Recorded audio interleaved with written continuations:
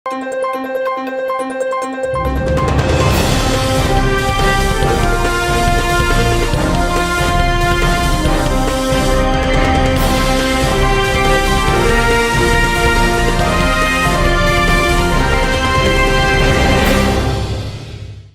శివాబీ news కు స్వాగతం. నా పేరు శైలజ.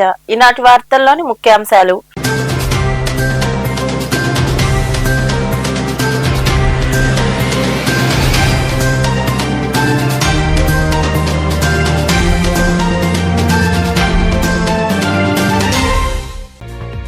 సర్లో ఓటు కోల్పోకుండా ప్రత్యేక పరిశీలన. సైదాపురం మండలం దేవరవేమూరు పంచాయతీలో నిర్వహించిన కార్యక్రమంలో పాల్గొని ఓటర్లకు అవగాహన కలిగించి వారి నుంచి ధృవీకరణ పత్రాలు స్వీకరించిన తహసీల్దార్ సుభద్ర అధికారులు.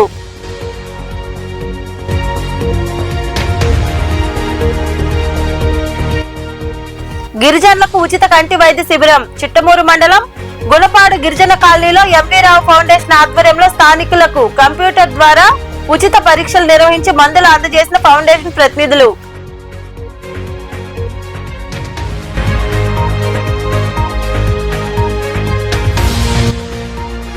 ఆకస్మిక జల ప్రళయం. నేపాల్లోని పలు జిల్లాలను ముంచెత్తిన వరద బురద.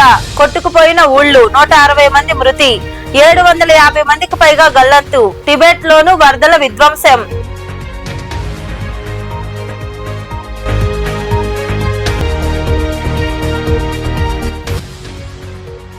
రాష్ట్రంలో కరువు పరిస్థితులున్నా ప్రభుత్వం పట్టించుకోవడం లేదు. తాడేపల్లిలోని క్యాంపు కార్యాలయంలో ఏర్పాటు చేసిన మీడియా సమావేశంలో ప్రభుత్వంపై ధ్వజమెత్తిన మాజీ సీఎం జగన్మోహన్ రెడ్డి. సర్ కార్యక్రమంలో నో మ్యాపింగ్ అనామస్ కింద ఉన్న ఓటర్లకు 12 రకాల ధృవీకరణ పత్రాలతో ఏదో ఒక ధృవీకరణలో వెరిఫికేషన్ నిర్వహించి అర్హత ఉన్న వారికి ఓటు హక్కు పునరుద్ధరించే అవకాశం ఉందని తహసీల్దార్ సుభద్ర తెలిపారు. సైదాపురం మండలం దేవరవేమూరు గ్రామంలో ప్రత్యేక వెరిఫికేషన్ కార్యక్రమాన్ని అధికారులు నిర్వహించారు.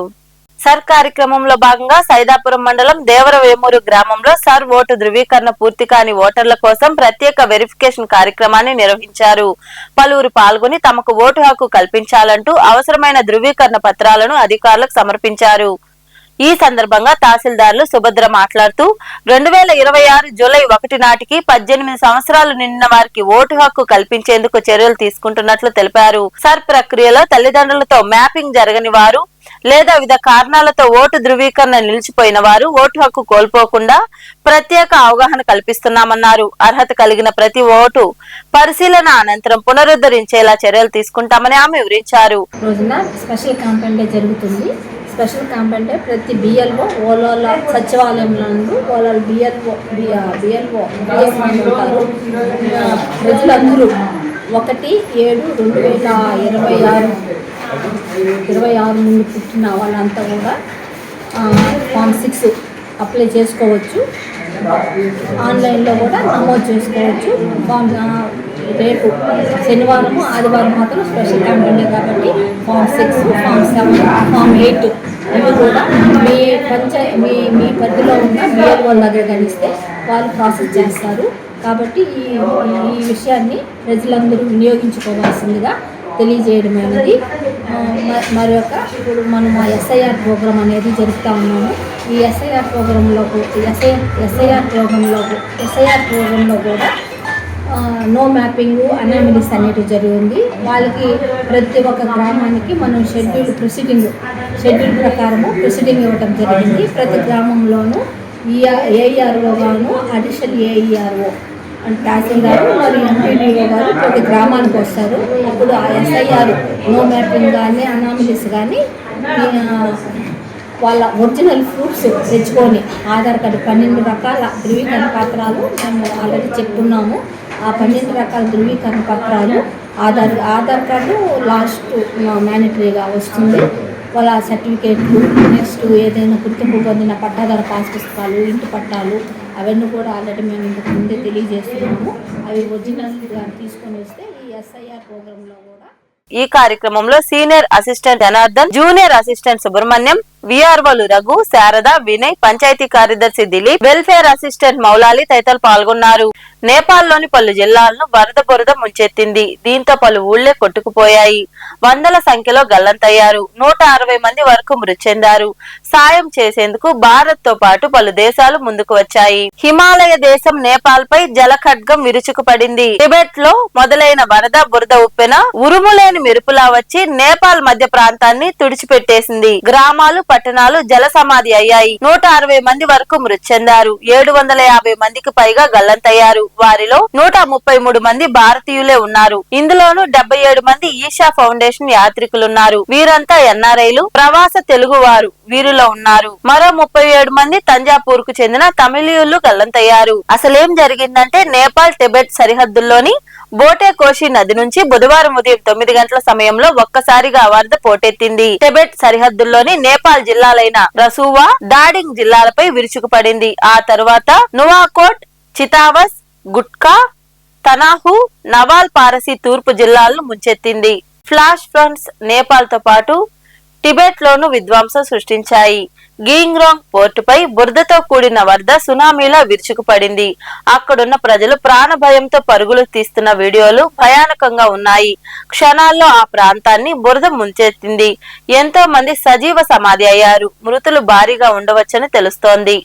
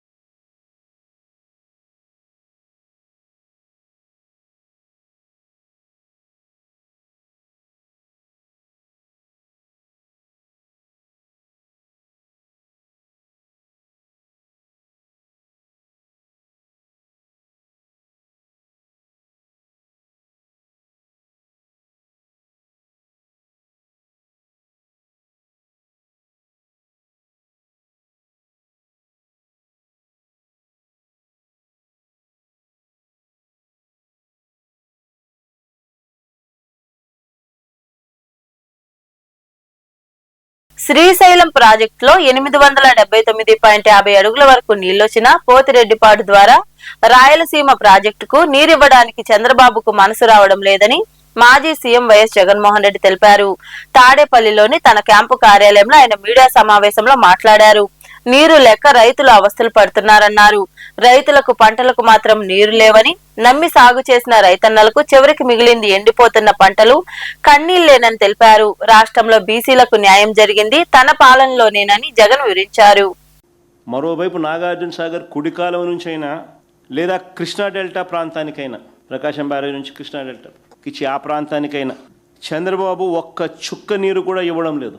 వాటికైనా చంద్రబాబు నాయుడు ఒక చుక్క కూడా నీటి ఇవ్వడం లేదు. ఎంత దారుణంగా వ్యవహరిస్తూ ఉన్నారంటే, మరో వంక నాగార్జున సాగర్ కింద పులిచింతల ప్రాజెక్టు. ఈ ప్రాజెక్టు టోటల్గా ఆంధ్రప్రదేశ్కు సంబంధించిన ప్రాజెక్టు. ఈ పులిచింతల ప్రాజెక్టులో లెఫ్ట్ రైట్ సెంటర్ ఇల్లీగల్గా లిఫ్టులు పెడుతూ తెలంగాణ ప్రభుత్వం కన్స్ట్రక్షన్ చేస్తూ ఉన్నా కూడా చంద్రబాబు నాయుడు చోద్యం చూస్తూ ఉన్నాడు. తెలంగాణలో చింతలపాలెం మండలం పాత వెలటూరు వద్ద పులిచింతల ప్రాజెక్టు బ్యాక్ వాటర్ నుంచి 8 టీఎంసీలు తరలించడానికి 1450 కోట్లతో చేపట్టిన మహాత్మా గాంధీ ఎత్తిపోతుల పథకం పంప్ హౌస్ నిర్మాణం వేగంగా జరుగుతూ ఉంది. It's illegal project. Chandrababu Naidu చోద్యం చూస్తూ ఉన్నాడు. తెలంగాణలోనే చింతలపాలెం మండలంలో బుగ్గమాదారం వద్ద పులిచింతల ప్రాజెక్టు దిగువన కృష్ణానది నుంచి మరో 2.5 టీఎంసీలు తరలించడానికి 394 కోట్లతో చేపట్టిన రాజీవ్ ఎత్తిపోతల పథకం పనులు కూడా వేగంగా జరుగుతూ ఉన్నాయి. చంద్రబాబు నాయుడు గారు ఆ కరువు ఇంత తీవ్రంగా ఉంది అని చెప్పి దానికి సంబంధించిన డేంజర్ బెల్స్ మోగుతూ ఉన్నా కూడా ఆయన దగ్గర నుంచి స్పందన కనిపించిన పరిస్థితి ఈరోజు రాష్ట్రంలో ఉంది. ఇవాళకి రాష్ట్రంలో రాష్ట్ర వ్యాప్తంగా వర్షపాతం లోటు జూన్, జూలై, ఆగస్టు 25, 26 తారీఖుల దాకా తీసుకుంటే -52% రాష్ట్రంలో ఈరోజు వర్షపాతం లోటు ఇంత తీవ్రంగా కనిపిస్తా ఉన్నా కూడా కోస్తా ఆంధ్రాలో -47.18%, రాయలసీమలో -52.36%. ఏ జిల్లా చూసినా కూడా లోటు కనిపిస్తా ఉన్న పరిస్థితి. కానీ ఇంత దారుణమైన పరిస్థితి ఉన్నా కూడా చంద్రబాబు నాయుడు గారు కుంభకర్ణుడిని తలపిస్తూ నిద్ర నటిస్తూనే ఉన్నాడు తప్ప రైతులకు మంచి చేసే కార్యక్రమాలు ఇంతవరకు ఏది కూడా చేస్తూ అడుగులు పడలేదు. సాధారణ వర్షపాతం 394 మిల్లీమీటర్లు పడాల్సి ఉండగా ఇప్పటి వరకు పడింది 189.62 మిల్లీమీటర్లు మాత్రమే పడింది. రాష్ట్రంలో 688 మండలాలు గాను 625 మండలాల్లో ఈరోజు లోటు వర్షపాతమే కనిపిస్తుంది. అంటే 91% రాష్ట్రం లోటు వర్షపాతాన్ని ఎదుర్కొంటా ఉన్న పరిస్థితి ఈరోజు రాష్ట్రంలో ప్రస్ఫుటంగా కనిపిస్తూ ఉంది. ఈ 625 ఎఫెక్టెడ్ మండలాలు లోటు మండలాలలో 434 మండలాలలో లోటు వర్షపాతం ఉంటే అంటే -19% కన్నా ఎక్కువ. మరో 191 మండలాలలో ఈ పరిస్థితి తీవ్ర లోటుగా ఉన్న పరిస్థితి మనం చూస్తూ ఉన్నాం. అంటే -19 నుంచి -59% దాకా. ఇక జిల్లాల పరంగా చూస్తే 28 జిల్లాలకు 28 జిల్లాల్లోనూ లోటు వర్షపాతమే కనిపిస్తూ ఉంది. 63 లక్షల చిల్లర ఎకరాలకు గాను కేవలం 50 లక్షల చిల్లర ఎకరాల్లో మాత్రమే సాగైంది. అంటే దాదాపుగా 80% మాత్రమే సాగు నమోదు చేసిన పరిస్థితులు కనిపిస్తూ ఉన్నాయి. ఖరీఫ్ సీజన్ ప్రారంభమైన తర్వాత అంటే జూన్లో ఖరీఫ్ సీజన్ స్టార్ట్ అవుతుంది. ఖరీఫ్ సీజన్ ప్రారంభమైన తర్వాత కూడా మధ్యలో జూలై 10న అంటే ఖరీఫ్ సీజన్ జూన్లో స్టార్ట్ అవుతుంది. ఖరీఫ్ సీజన్ ప్రారంభమైన తర్వాత జూలై 10న మధ్యలో పంటలకు నీళ్ళు ఇస్తామనంటూ ఇదే ప్రకాశం బ్యారేజ్ లాకుల వద్ద నీళ్లు విడుదల చేస్తున్నట్లుగా పోజులిచ్చి ఫోటోలు దిగి ఈ వెన్నుపోటు పార్టీకి సంబంధించిన ప్రభుత్వంలోని మంత్రులు ఈ మాదిరిగా పబ్లిసిటీ. తిరుపతిలో 4 అంతస్తుల భవనం కుప్పకూలింది. తిరుపతి ఆర్సీ రోడ్లోని కలిసం బిల్డింగ్ వద్ద ఉన్న గ్యాస్ గౌడం ప్రాంతంలో ప్రమాదం చోటు చేసుకుంది. నూతన బిల్డింగ్ కోసం గుంతలు తీస్తుండగా భవనం నేలమట్టమైంది. ఆస్తి నష్టం తప్ప ప్రాణ నష్టం జరగలేదు. దీంతో అధికారులు, పోలీసులు అందరూ ఊపిరి పీల్చుకున్నారు.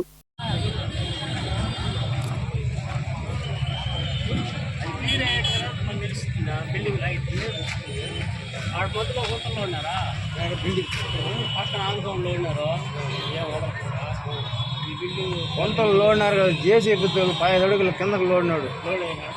గుంతలకే పడిపోతుంది కదా.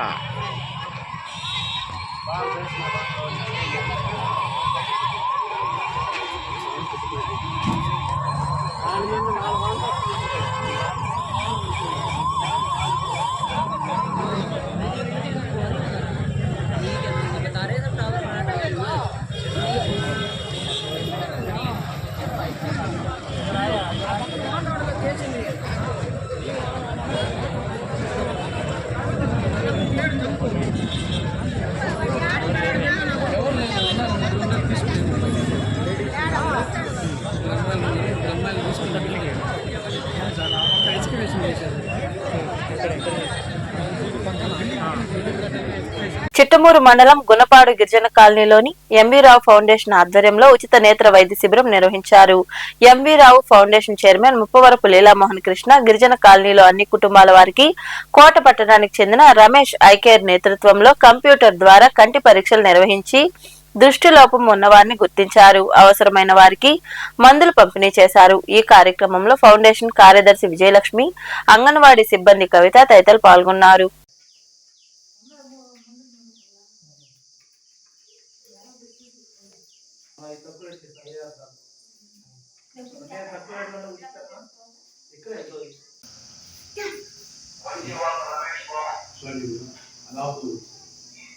డాక్టర్ బి రమేష్ ఈ శిబిరానికి హాజరైన ప్రతి ఒక్కరికి నేత్ర పరీక్షలు నిర్వహించి ఎంతమంది వస్తే అంతమందిని తిరుపతికి తీసుకువెళ్ళి ఉచితంగా కంటి శుక్లాల ఆపరేషన్లు చేయించి వారికి తిరిగి మళ్ళీ మీ గ్రామానికి తీసుకొచ్చి ఏర్పాట్లు మేము చేస్తున్నాం.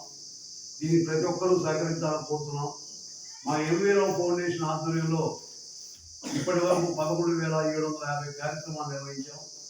దీనికి సహకరిస్తున్న ప్రతి ఒక్కరికి ధన్యవాదాలు. మా అంగన్వాడీ ఆయమ్మ కవితకు రాత్రి చెప్పిన వెంటనే ఈ కాలనీ వాసులందరినీ మొబైలైజ్ చేసి ఈ వైద్య శిబిరాలను తీసుకొచ్చినందుకు ఆమె ప్రత్యేక కృతజ్ఞతలు. అదేవిధంగా డాక్టర్ రమేష్ ఐకేర్ వారికి ప్రత్యేక ధన్యవాదాలు తెలియజేస్తున్నాం. ఏ గిరిజన కాలనీలో మనం కంటి ఆపరేషన్లు, కంటి వైద్య శిబిరాలు ఏర్పాటు చేసి వారికి దృష్టి లోపాన్ని నివారించే నిమిత్తమే ఈ ఫౌండేషన్ కృషి చేస్తుంది. గిరిజన కాలనీలోనే ఈ కార్యక్రమాన్ని నిర్వహించి మధ్యప్రదేశ్లోని ఉజ్జయిని మహాకాళేశ్వర ఆలయంలో కొందరు భక్తులు సిబ్బందిపై దాడి చేశారు. దర్శనం కోసం వచ్చిన 50 మంది కన్వర్ యాత్రికుల బృందం నంది హాల్లోని భారీ గేట్స్ ను తోసేసి గర్భగుడిలోకి వెళ్లేందుకు ప్రయత్నించింది. సిబ్బంది అడ్డుకోవడంతో వారిపై భక్తులు దాడి చేశారు. 6 భద్రతా సిబ్బంది గాయపడగా 2కి తీవ్ర గాయాలైనట్లు సమాచారం. దాడి చేసిన వారిపై కఠిన చర్యలు తీసుకుంటామని ఆలయ కమిటీ పేర్కొంది.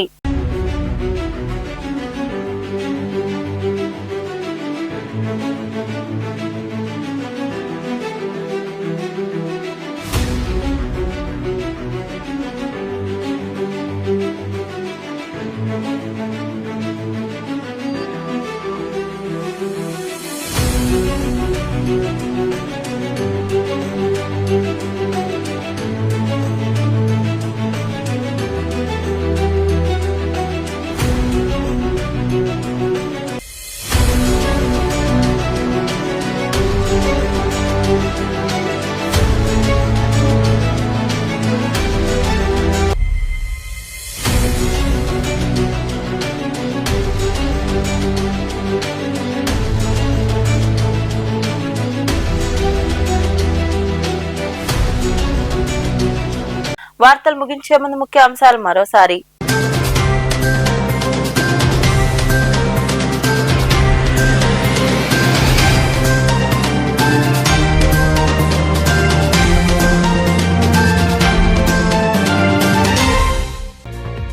సర్లో ఓటు కోల్పోకుండా ప్రత్యేక పరిశీలన.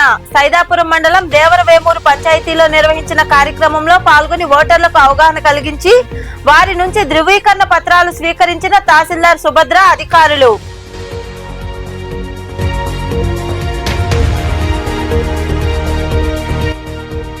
గిరిజనులకు ఉచిత కంటి వైద్య శిబిరం. చిట్టమూరు మండలం గుణపాడు గిరిజన కాలనీలో ఎంవీ రావు ఫౌండేషన్ ఆధ్వర్యంలో స్థానికులకు కంప్యూటర్ ద్వారా ఉచిత పరీక్షలు నిర్వహించి మందులు అందజేసిన ఫౌండేషన్ ప్రతినిధులు.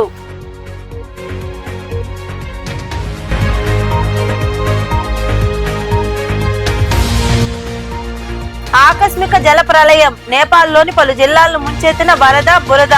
కొట్టుకుపోయిన ఊళ్లు. 160 మంది మృతి. 750 మందికి పైగా గల్లంతు. టిబెట్ లోను వరదల విధ్వంసం.